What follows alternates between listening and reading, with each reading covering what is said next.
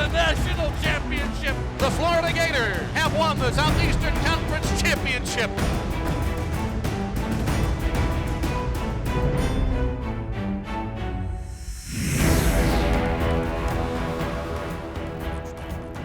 GatorZone is presented by Wells Fargo. Together we'll go far. Hey everybody, welcome to another episode of GatorZone alongside Gareth Gutierrez. I am Jeff Cardozo and we are in the Brian Kornblau foyer, and a whole bunch of trophies are in here. It's right outside the football stadium, and it houses national championship trophies, houses some individual trophies, and this guy named Steve Spurrier had his hands in a lot of these things and certainly won a pretty famous award back as a player, something called the Heisman Trophy. Yeah, the trophy that does this, that put him in the College Football Hall of Fame. But guess what? He got in there again in December for coaching. He's one of just 4 individuals in the Hall of Fame to be in there as a player and a coach. And while he was a coach here, he won a lot of these trophies. One of 4 in the history of college football. Of all the players and coaches that have ever played the game, there's only 4 that have been inducted in the College Football Hall of Fame as a player and as a coach. On the evening prior to the induction, the University Athletic Association honored Coach Spurrier in New York City. He was a winner, no excuses. We're going to work hard, we're going to have fun. But you know what he did? He valued everybody else in that building. He valued winners. I remember he canceled a practice once because our women's tennis team was playing Georgia for the SEC title. He wanted his guys to be able to watch it. That doesn't happen anywhere else in America. Coach Spurrier began his head coaching career at Duke University in 1987, leading the Blue Devils to an ACC title in 1989. In 1990, Spurrier returned to the place where he made his mark as a player, but this time on the sidelines to lead the Fightin' Gators. For the next 12 seasons, Coach Spurrier would turn college football on its head, redefining the offensive success in the SEC, as the Gators won 6 SEC titles, including 4 straight from 1993 to 1996, and capture Florida's first national title in 1996. By the time Spurrier left Florida, he had been named SEC Coach of the Year 5 times and compiled an overall record of 122 wins, 27 losses, and 1 tie. Coach Spurrier is a transformational guy in the way he is, he changed the game of football in the SEC in the 90s, led the Gators to unprecedented success. He's the winningest coach at 2 different schools in the SEC. He's done things that will never be done again. Well, when I think of my life and the trajectory, there's no ability to figure out how much my life was impacted by this man and his coaching and his style. And so to be here with former teammates, coaches, friends, family, all these different folks to celebrate his legacy and his career, it's incredibly special. I emulate everything as a coach, pretty much patterned it after everything we did in Florida. And even personally in my personal life, the way I've bringing my kids to school every day before practice, those kind of things, I followed Coach Spurrier's examples. In 2005, Coach Spurrier was hired by the South Carolina Gamecocks. From 2005 to 2015, the Gamecocks experienced unprecedented, sustained success as they racked up an 86-49 record and won their first ever SEC Eastern Division title in 2010. When Spurrier retired on October 12, 2015, he left with the second most coaching wins in the history of the SEC. Coach Spurrier is someone you watch when I was young, coming up, when I started the coaching profession. It's really why I wear a visor on the sidelines, just idolizing him. And then for my time here as an offensive coordinator, how well he treated me when I became a head coach. Now I'm just excited to be back, part of the Gator family, and I know he's going to be there supporting me all the way. My success wasn't because I was smarter than these other coaches.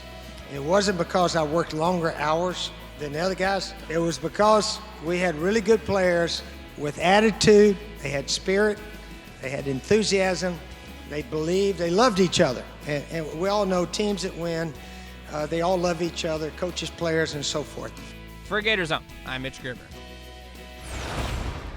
It was great to be there with Coach Spurrier as he got inducted for the second time into the Hall of Fame. A bunch of his former players were there with him. Really great to see, and maybe he can get involved in broadcasting here and get inducted a third time, or get a little bit more involved with the administration and get inducted a third time. You can never have enough Hall of Famers. No, and why not? Everything he touches turns into gold, and that's sort of been the case for Tim Walton as well. The guy's been tremendous ever since he stepped foot as the head coach of the Florida softball team, and they've been to Oklahoma City, where the Women's College World Series is, 8 times, 4 of the last 5 years, of course, a couple of national championships. But Tim will tell you, he continues to try to get better, and we mic'd him up to see how this year's softball team is going to be.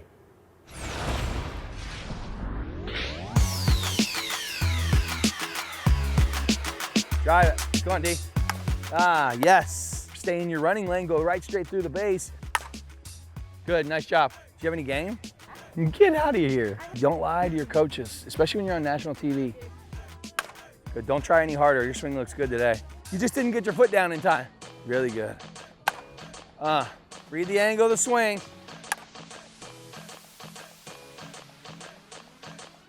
Really good. Just think nothing about your swing, nothing about your mechanics. Just see the ball and hit the ball and let your hand-eye coordination take over, okay? Maybe a touch lower, but not much. All right, good. Good, there you go. Way to stay behind that change up. Good hustle, Amanda. See, that's how we do it right there, Jamie. Good, that was a nice job. Good read. Yeah, so those are the hardest balls to catch, right at you and over your head. So you gotta make a decision, and then you gotta stay with your decision, stay with your decision, stay with your decision, and then change as you need to, but it's gonna be late. You're not gonna be able to probably, and if you can get behind him, you can get behind him at the warning track, that's fine. But a lot of times, you just look like you're trying to get behind them still, and those aren't balls you can get behind. You just have to go jump up and catch them. Usually it hurts a lot less when you catch a ball running into a fence, and if you run into it and you don't catch it. Haven't hit on the field like that before. A little pressure for you today. Oh, you got me. Teresa, who sings this song? What'd you say? Cranberries. You get an extra ball this round. Nice work. Let's keep it simple, short and sweet. Good round. There you go. So why is whatever situation we're in, just do that. Everything. Every swing, that swing. Why would you try to go from that swing to another swing and go like this and do all this funky stuff? You know what I mean? Like if you can hit an outside pitch like that or even just a little bit over, right? I mean, I think you do it to yourself a lot. Just hit the ball like that, smooth. Good, there you go. It gets me fired up. I just want to be a player once again. Get out there and get after it. But best of luck to Tim Walton and the rest of the crew. It should be another phenomenal softball season. They were picked to finish first in the SEC, so we'll see what the season has in store. Another team battling for an SEC championship, that's gymnastics. And we have a story about a freshman gymnast on the other side of this break. GatorZone is brought to you by Wells Fargo. Together, we'll go far. And by Gatorade, win from within. Welcome back to GatorZone. We liked those trophies over in the football complex so much that we came and found some more over here in gymnastics. Certainly hoping to earn a couple more of these this year, and one of the big members that will help the team this year is a newcomer, a freshman, who in her first meet finished second in the all-around. How about that? Pretty good start, and the Gators are lucky to have Jasmine Faubourg. She came to Gainesville all the way from New Jersey, so I'm sure she's excited to get out of the cold and get after it here in front of what was a sold-out first meet here at the University of Florida, so plenty more of those to be had. Make sure you get out and see the ladies, and especially Jasmine. Here's more about the freshmen. For freshman Jasmine Faubourg, her passion for gymnastics started at a very young age. And as her love for the sport grew, so did her goals and aspirations. I just remember watching a lot of gymnastics on TV, and I used to just flip around the house a lot. So I was like watching the Olympics and stuff, and then I realized that it was something I wanted to do and like get to a higher level and try to do that one day. Although Jazzy never made it to the Olympics, she was still an international elite competitor. From 2014 to 2016, Faubourg was part of the U.S. Junior National Team and was the 2014 International Gymnast Magazine Junior Elite Gymnast of the Year. Jazzy accomplished a lot at the elite level, but there's one competition that really stands out to her. The highlight would be going to my first P&Gs and winning the all-around. I went in as the underdog, so I was just really trying my best to hit all my routines, and then to come out first place all around at my first one, it was really exciting to me. Faubourg was very successful as an elite gymnast, but Jasmine knew she was ready for a new challenge. Finally being on this team is like made it all worth it. I've been wanting to do college gymnastics for my whole life, and now that I'm finally here, I feel like proud of all the work I put in. To be able to wear that flag on your leotard is really special. Once that experience is over, she was totally looking forward to wearing the Gator head on that jacket, and something that I know she cherishes dearly. With help from her new teammates and coaches, going from the elite level to the collegiate level was smooth for Faubourg. Club gymnastics at the elite level and college gymnastics, two different worlds.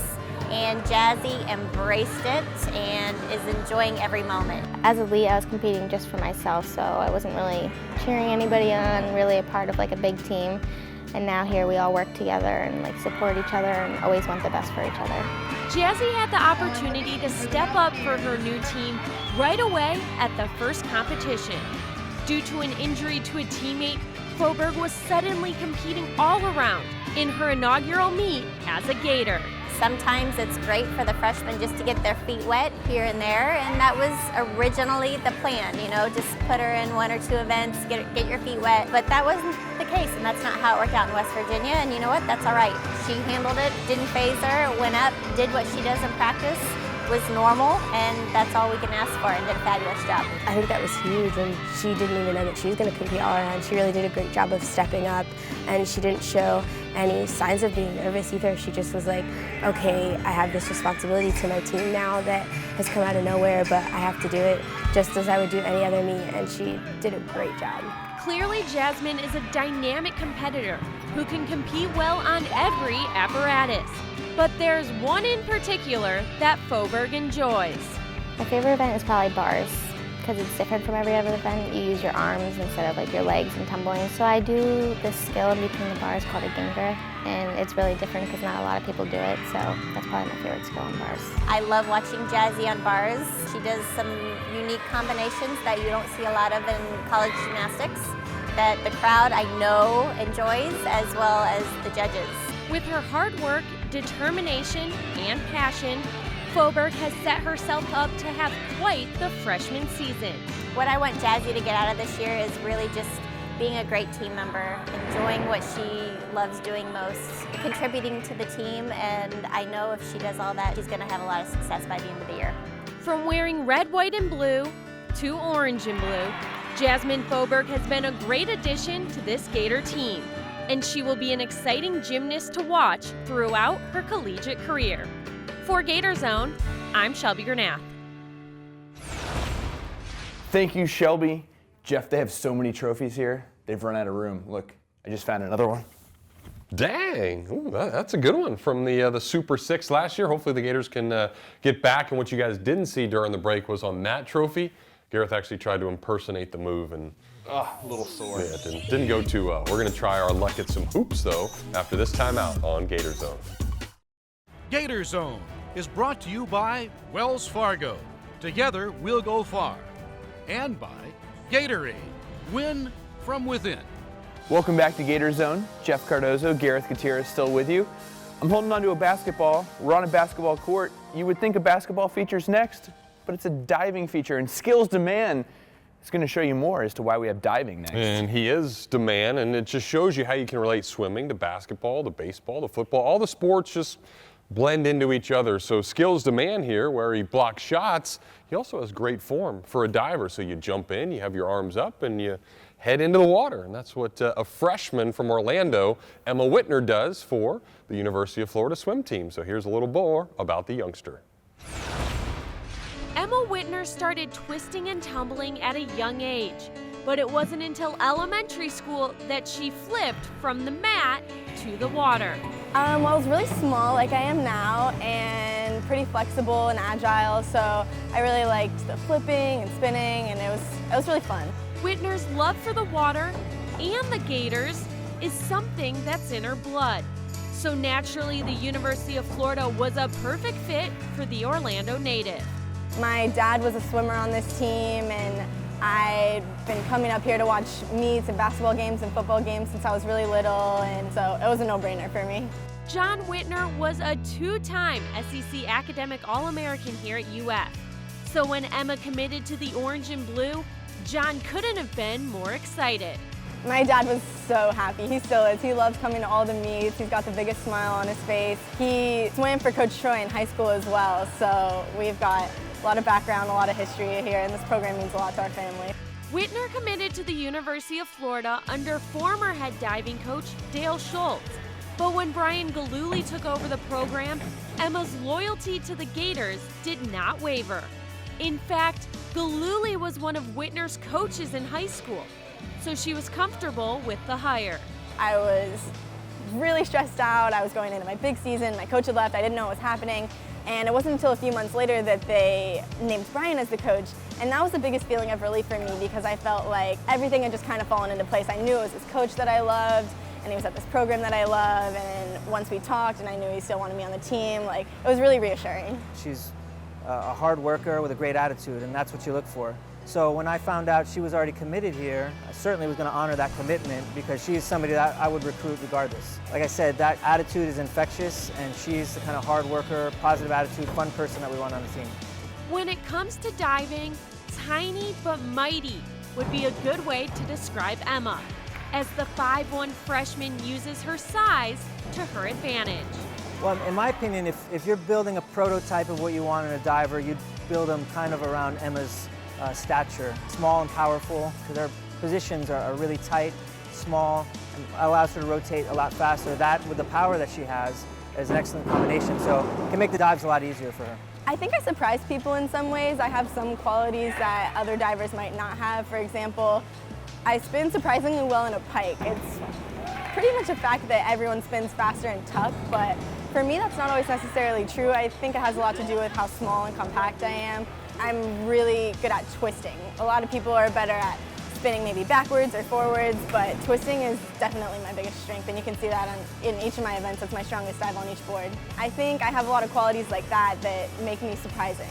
Emma had the skills and work ethic coming in as a freshman, but with postseason approaching, Whitner now has some confidence to go along with her talent. I don't think she knew how good she was when she got here. I think she kind of underestimated her ability, and I think she's starting to realize with a couple strong meets in there that she can hang with anybody out there. I think she's built her confidence a lot. The first few meets she seemed like a little scared, but as we've gone on, I've seen her be more focused in meets. The sky's the limit for Whitner here at Florida, and Coach Galooly is looking forward to seeing what she can accomplish as a Gator. We're trying to make NCAAs for her. I think she has a shot at it this year, especially on the platform level. We want to do final at SECs, and we want to make NCAAs. We're going to aim for that. We're going to aim high, and if we fall short of that, we gear up for next year and do it again. Emma Whitner's talent, work ethic, and love for the Gators has made her a serious competitor for the orange and blue. She may be small in size, but her potential here is huge. For GatorZone, I'm Shelby Granath. All right, Shelby, thank you very much. Well, now it is time to talk some basketball. And if you are a UF basketball fan, you know there's been many iconic moments throughout UF history, and a couple of them by the same individual, Chandler Parsons. And it was about this spot on the floor where he went all the way down there and drilled one against NC State back in the day. That was really exciting. A couple buzzer beaters for Chandler that year. Well, Chandler was with the men's basketball team when they were in Ole Miss, checking it out. He lives just an hour and a half away in Memphis, so I had a chance to catch up with him and do a quick interview. And as we go to that, Jeff, your best Chandler Parsons at NC State impression. All right, so go. It was about this spot. He grabbed the ball right there and threw it, and that's way off. It's awesome, man. It was a quick drive from Memphis, so you know it was a great opportunity for me to come see them, catch up with my old trainers and advisor here. So it's fun to be back. You played for a legend with Billy Donovan. What do you think of Coach White and with the job he's done so far? He's done an unbelievable job. You know, I've developed a good relationship with him ever since he's gotten the job, and always talking to him about the team and what we can do to keep Florida at the top. So I'm proud of the way he's coached us, and I think we got a really good chance this year. You had a couple exciting buzzer beaters in your time, but what about Chioza, the job he's done last year and then a buzzer beater this year in Missouri? He's tough, man. He's a clutch player, and he's been unbelievable. He's had a great career, and he's really flourishing this year. It's pretty much his team, and that play last week was just such a basketball-savvy play to read, get in the passing lane, and make a huge play for what would have been a really bad loss. And lastly, just to update the Gator fans on how you've been doing. You haven't played a lot lately, but what's in store for you down the rest of this NBA season? Just trying to stay healthy, man. Obviously, I've been up and down since I've been in Memphis with my knee injury. I missed the last week, but I hope to return to games this week, so everything's looking up. Always great to see Chandler. Not great to see that shot you just took. What do you have to say? That's all I have to say. Just got to be better next time. But do love some CP. Great to see him and catch up with him, and always one of my favorites from back in the day. Well, there was no excuse for missing that shot, but you have a shot at redemption on the other side of this break. Some top plays. Well, I wasn't so good at Chandler Parsons' three-quarter shot, so let's see if I can do Chris Chioza from the NCAA tournament last year. He was dribbling up, got to right at the edge of the three-point line, up, and I guess I still got it too. Today's top plays are brought to you by Nike. Here comes Chioza, leaves it for Kulichov. He pulls up for the jumper out front and banked it home. Kulichov found the bank open, and it's 5-0. Hudson, Cheese loads up for another three-try. Book it, high to the left, down the sideline left. Chioza pulls up for another three-try. Book it! Oh, my! Oh, goodness! Another cheese tray. Allen now steps back left wing, loads up for three. Book it!